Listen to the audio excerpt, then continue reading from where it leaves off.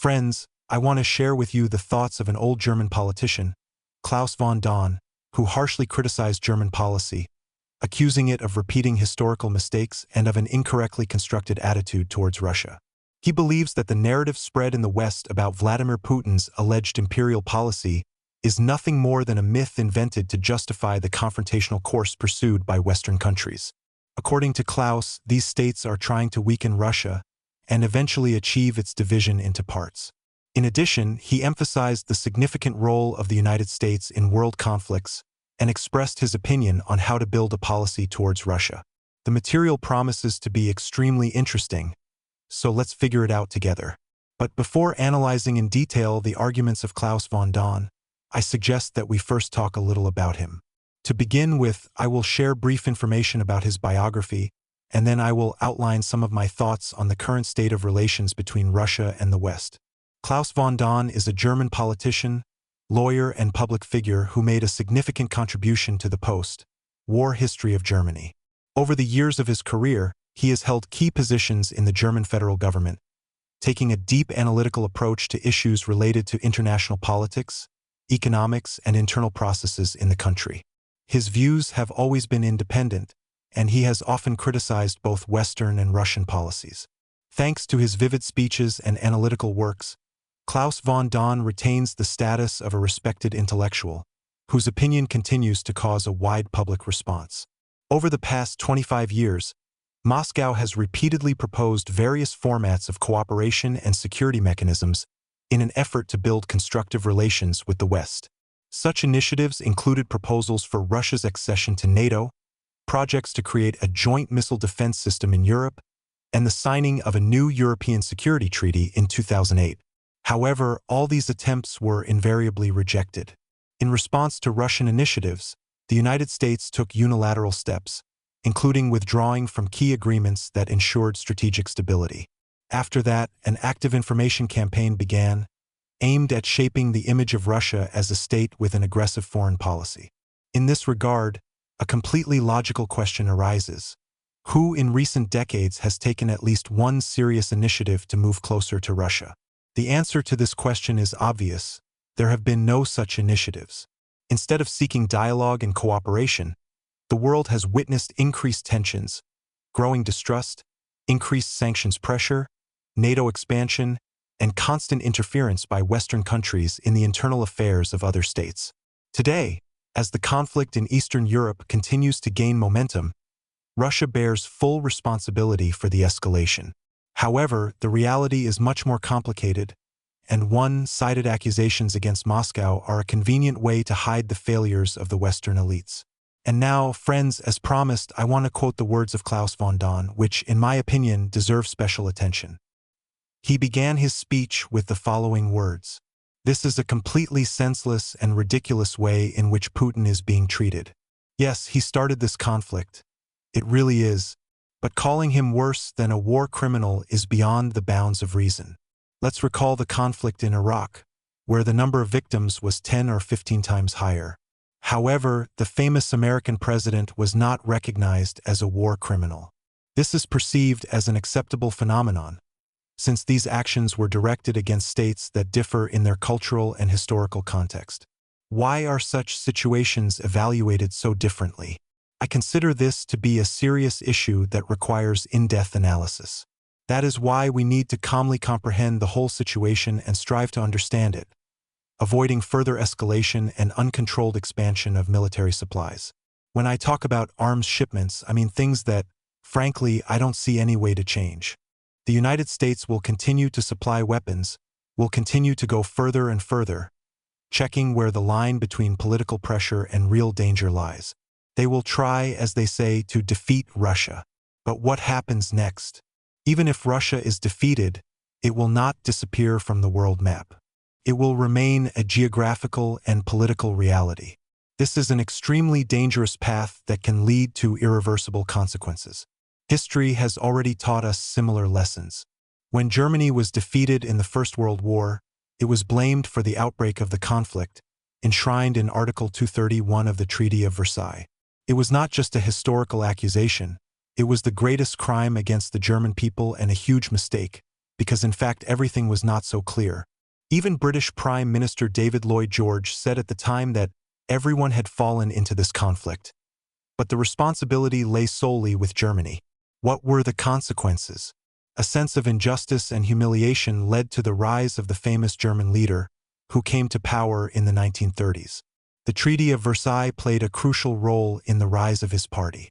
Therefore, I believe that it is necessary to behave with Russia in such a way that it remains a partner, not an enemy. Peace must be concluded with Russia. I am categorically against the constant supply of weapons, which may lead to the fact that the territory of Russia can be hit by weapons supplied from outside. This poses a huge threat not only to Russia itself but to the whole of Europe. But at the same time, this threat does not concern the United States. I would like to draw your attention to the fact that in none of the conflicts that the United States has waged in Europe, the Middle East or the Far East, not a single window has been damaged in the United States. That is why I am returning to my main thesis about national interests.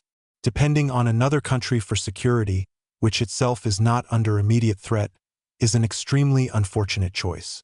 When a state is on the verge of disaster, some politicians argue that Russia should lose this conflict, but they do not have an absolute majority. Do you really think that developments in another country can be imposed from the outside? It is difficult for me to agree with the statement that Russia can be considered an imperialist power.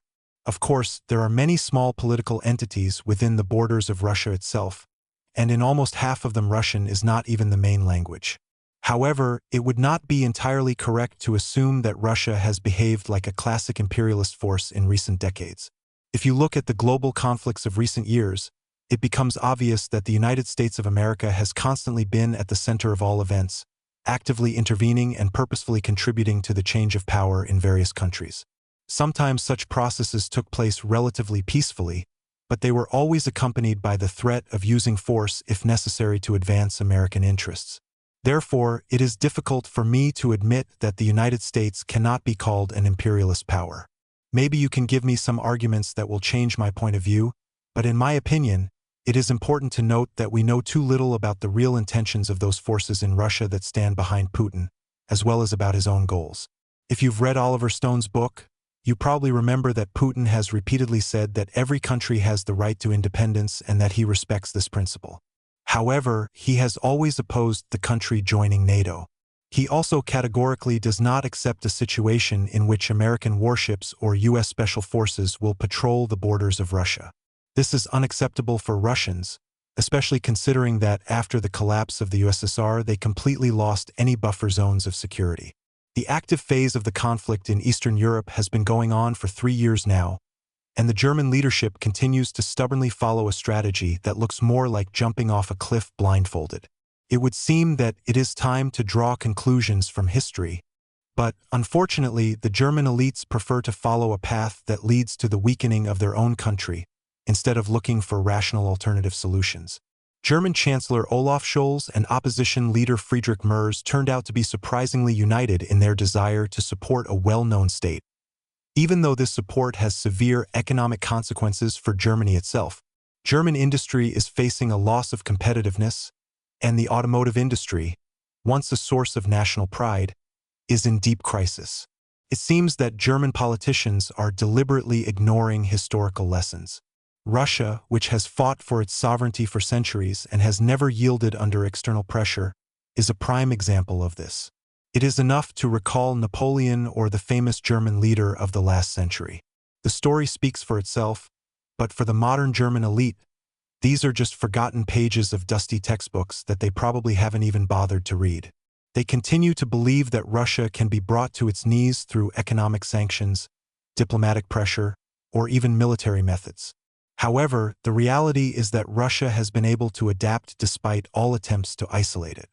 German leaders seem to have forgotten that until recently, the German economy was directly dependent on stable cooperation with Moscow. Gas, oil, and rare earth metals are not just trade items, but the foundation of Germany's industrial and energy might.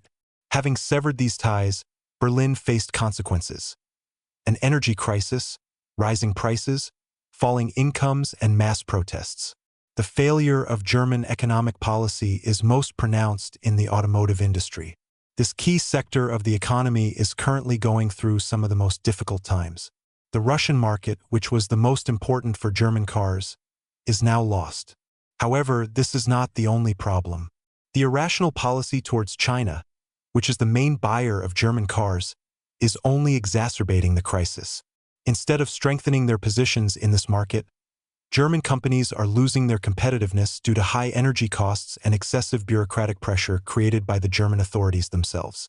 Ironic that, in an attempt to punish Russia, Germany actually punishing herself. Of course, you can proudly claim that this is being done in the name of high ideals, but try to explain this to thousands of German workers who have already lost their jobs. Scholz and his cabinet seem convinced that the recession, job cuts, and massive bankruptcies are just temporary difficulties. However, they forget to clarify that temporarily in this case can mean decades. German companies have already started to move their production outside the country. This is not a temporary measure, but a deliberate strategic decision. If Germany finally loses its industrial giants, who will take responsibility for the consequences? Who will replenish the German budget with taxes? Why doesn't Berlin change its policy? The answer is simple. The level of professionalism and foresight of the German elites leaves much to be desired. It is especially significant how the dynamics of what is happening has changed against the background of the defeat of the current U.S. administration in the presidential election. The outgoing team, instead of looking for ways to defuse tensions, is betting on a further escalation of the conflict in Eastern Europe. When representatives of Western states find themselves in conflict zones and actively interfere in the affairs of other countries, it is presented as a defense of democracy and freedom. However, it is only necessary to talk about the possible assistance of Russia from the DPRK, as a wave of accusations and loud statements immediately rises. Such rhetoric once again confirms the fact that at this stage any negotiations between the parties are practically impossible. Mutual accusations and aggressive rhetoric turn diplomatic contacts into a conversation between the blind and the deaf. In this context, Donald Trump's words look particularly remarkable. In one of his recent speeches, he sharply condemned the escalation of the conflict and stressed that Russia poses no threat to either the United States or NATO. Trump said that the narrative of Russia's aggressive foreign policy was artificially created in order to justify the intervention of certain countries in numerous conflicts around the world that have nothing to do with the national interests of the United States. In addition, Trump recalled that in all modern history, mankind has never been so close to the outbreak of World War III as it is happening at the moment. In his opinion, the policy of the current American administration has brought the world to the brink of disaster, and a further escalation of the confrontation between the nuclear powers may lead to consequences the scale of which cannot even be imagined. In the event of such a scenario, the world will face the threat of global destruction, comparable to a real nuclear Armageddon. In this regard, Trump expressed confidence that the main task of world leaders should be the immediate cessation of all hostilities and the transition to peace negotiations. Every day that this proxy conflict continues increases the risk of a global catastrophe, the consequences of which will affect the entire world. He stressed that immediate de-escalation and a diplomatic settlement should be the primary goal. In addition, Trump harshly criticized the so-called globalist establishment, which, according to him, draws the United States into endless military adventures, masking it with slogans about protecting democracy and freedom. In his opinion, the Defense Department's intelligence services and other structures responsible for U.S. foreign policy urgently need to be reformed. Trump is confident that only the new administration is capable of making much-needed fundamental changes in the American system and breaking the vicious circle in which the country has become hostage to constant military conflicts. Trump is convinced that only the new administration is capable of carrying out fundamental reforms in the existing American system. He called the revision of the NATO mission and goals one of the key points of his foreign policy program. He noted that the leadership of the alliance continues to escalate tensions with Russia, claiming that it poses a threat to the West. However, according to Trump, in reality, the main danger to Western civilization today is not Russia, but internal problems such as uncontrolled migration, rising crime, and economic difficulties. Against this background, I would like to share my thoughts on the situation. Klaus von Dahn's material makes us seriously think about the systemic mistakes that the West is making in its strategy of interaction with Russia. I am impressed by his deep analysis, honesty, and courage in expressing opinions. Such a frank confession from one of the experienced German politicians is rare, and it certainly deserves respect. It is interesting to observe how the reflections of veteran politician Klaus von Daun cast doubt on the familiar narratives of Western politics. His words that the approach to Russia and Putin looks ridiculous sound like a reminder that dialogue is not a weakness, but a tool to prevent global disasters.